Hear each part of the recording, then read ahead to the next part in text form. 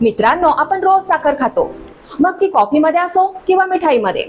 पण तुम्हाला कधी प्रश्न पडला आहे का की दाणेदार पांढरी साखर कशापासून बनते आणि कारखान्यात ती कशी तयार होते?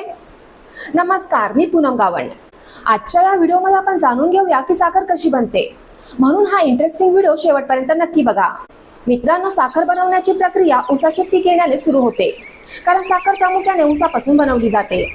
त्यामुळे ऊस ट्रक किंवा ट्रॉलीमध्ये भरून ऊसाच्या कारखान्यात पोहोचवला जातो आणि क्रेन मशीनच्या मदतीने उतरवला जातो. त्यानंतर या ऊसाला श्रीधर मशीनमध्ये पाठवले जाते, जे कमी वेळात ऊसाला कापते आणि त्याचे बारीक तंतूमध्ये रूपांतर करते. हा पण त्यातून रस काढत नाही. आता आपल्याला जे तंतू मिळाले आहेत ते एका मागोमाग एका ओळीत ठेवून रोलरमधून काढले जातात, ज्यामुळे तंतूमध्ये असलेल्या रसाचा प्रत्येक थेंब आणि थेंब काढला जातो. या फायबरला 2-3 रोलरमधून काढल्यानंतर त्यात गरम पाणी टाकले जाते आणि पुन्हा एकदा रोलरमधून काढले जाते. अशा प्रकारे 99% रस काढला जातो. आता या तंतूला मशीनच्या मदतीने घालून वेगळे केले जाते, ज्याला बगेस म्हणतात. पण हे बगेस वेस्ट होत नाही, उलट कारखान्याची सर्व ऊर्जा आणि वीज याला जाळूनच तयार केली जाते. अशा प्रकारे कारखाना ऊर्जेच्या बाबतीत स्वयंपूर्ण होतो. आता या प्रक्रियेतून मिळालेला रस गाळून मोठ्या मोठ्या टाक्यांमध्ये एकत्रित साठवला जातो, ज्याला आपण रॉ ज्यूस म्हणतो. आता हा रॉ ज्यूस प्रयोगशाळेत तपासणीसाठी पाठवला जातो, जिथे त्याची रासायनिक रचना आणि त्यात असलेले साखरेचे प्रमाण तपासले जाते. प्रयोगशाळेतील तपासणीनंतर हा रस प्रक्रिया टाकीमध्ये पाठवला जातो, जिथे या रसामध्ये गरजेनुसार चुना टाकला जातो आणि त्यासोबतच सल्फर वायू देखील सोडला जातो. नंतर एका मशीनच्या सहाय्याने त्याला 5 ते 6 तास ढवळले जाते. या दरम्यान ब्लिचिंग आणि अल्कलायझेशन करण्याची प्रक्रिया होते, जिथून त्याला गॅलरीफायर टँकमध्ये पाठवले जाते.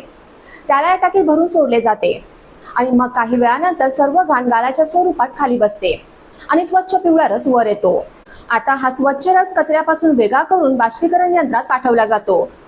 इव्हॅपोरेट्समध्ये रस घट्ट सिरपमध्ये रूपांतरित होईपर्यंत उकळला जातो. आता हा सिरप प्रक्रिया टाकीत पाठवला जातो, जिथे तो प्रथम गरम केला जातो.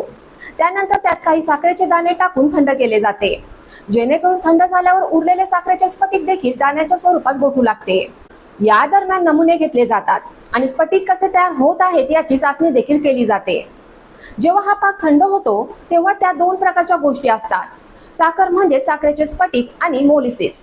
मोलिसिस एक द्रव आहे जो गुळासारखा दिसतो, पण तो गुळ नसतो. आता हा पाक एका मागोमाग एक असलेल्या सेंट्रीफ्यूज मशीन मध्ये ओतला जातो. हे यंत्र एका मिनिटात 1000 ते 2000 वेळा फिरते. या यंत्रात एक बारीक गाळणी बसवलेली असते, जेणेकरून साखरेचे स्फटिक बाहेर येऊ शकत नाही.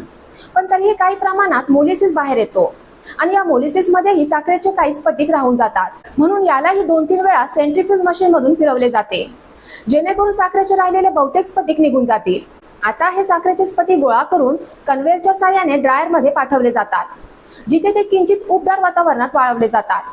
आता आपल्याला हलक्या तपकिरी रंगाची साखर मिळते, जिला कच्ची साखर म्हणतात. पण ती आपण वापरतो त्या पांढऱ्या साखरेसारखी पांढरी झालेली नसते, जिला आपण रिफाईंड साखर म्हणतो.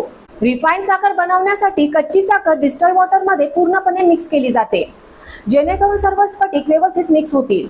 त्यानंतर त्याला सँड अँड ग्रेव्ह गाळणीतून पाठवले जाते, जी त्यातील वाळू आणि खडी इत्यादी गाळून टाकते आणि तिथून ते डेकोरेशन टाकीत पाठवले जाते, जिथे साखर पांढरी करण्याची प्रक्रिया होते.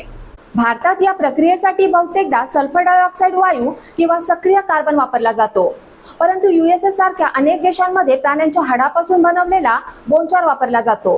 त्यामुळे भारतात उपलब्ध असलेली बहुतेक साखर डबल सल्फिडेशन मेथडने साफ केली जाते. साखर पांढरी करण्याची एक स्वस्त आणि शाकाहारी पद्धत आहे, पण या प्रक्रियेमध्ये काही प्रमाणात सल्फर शिल्लक राहते, जे आरोग्यासाठी हानिकारक असते. म्हणूनच तुम्ही सल्फरमुक्त साखरेबद्दल ऐकले असेल, जी सक्रिय कार्बन किंवा बोनचार वापरून बनवली जाते. तर आता आपण आपल्या विषयाकडे येऊया. डेकोरेशन टाकीत सोल्युशनला काही काळासाठी तसाच ठेवला जातो. या दरम्यान टाकीमध्ये असलेले सल्फर डायऑक्साईड किंवा सक्रिय कार्बन सर्व रंग शोषून घेतो, म्हणजेच तो सुकवतो आणि एक स्वच्छ पांढरा द्रव तयार होतो, जो नंतर एक व्हॅक्यूम इव्हॅपोरेटर मध्ये पाठवला जातो. हा इव्हॅपोरेटर त्यात असलेले पाणी गरम करतो आणि काढून टाकतो. त्यात घट्ट सिरप तयार होतो. या सिरपमध्ये साखरेचे काही दाणे टाकल्यानंतर ते थंड करतात आणि ते थंड झाल्यावर साखरेचे स्फटिक तयार व्हायला सुरुवात होते. आता पुन्हा एकदा याला सेंट्रीफ्यूज मशीन मध्ये टाकले जाते, ज्यात बारीक गाळणी असते, ज्यातून साखरेचे स्फटिक बाहेर पडू शकत नाही. परंतु पाणी आणि मोलिसचे उर्वरित कण काढून टाकले जातात, कारण हे मशीन खूप वेगाने फिरते, ज्यामुळे सेंट्रीफ्युगल बल निर्माण होतो आणि फक्त पांढरे साखरेचे स्फटिक म्हणजेच पांढरे साखरेचे दाणे उरतात. उरलेल्या साखरेच्या दाण्यांना नंतर एका फिरत्या ड्रायर मशीन मध्ये पाठवले जाते, जे यात राहिलेला ओलावा शोषून घेतात आणि जे साखरेचे दाणे एकमेकांना चिकटलेले असतात त्यांना सुद्धा वेगळे करतात. त्यानंतर याला मोठे मोठे कंपन करणाऱ्या चालण्यांमधून चालून साठवण टाकीमध्ये पाठवले जाते, जिथे हजारो टन साखर साठवलेली असते. तिथून या ऑटोमॅटिक फिलिंग मशीनद्वारे ती प्लॅस्टिकच्या पिशव्यांमध्ये म्हणजेच गोणीमध्ये भरली जाते आणि तिचे वरचे टोक शिवून पॅक केले जाते, जिथून तिची पुढील वाहतूक केली जाते. मित्रांनो, मी आशा करते की तुम्हाला माझा हा आजचा व्हिडिओ खूप आवडला असेल. आणि जर तुम्हाला माझा हा आजचा व्हिडिओ खूप आवडला असेल तर प्लीज मला कमेंट बॉक्समध्ये कमेंट करून नक्की सांगा. माझा हा व्हिडिओ तुमच्या फ्रेंड्स सोबत, रिलेटिव्ह सोबत शेअर करा आणि जाता जाता माझ्या चॅनलला सबस्क्राईब करायला आणि माझ्या व्हिडिओला लाईक करायला विसरू नका. थँक्यू. बाय.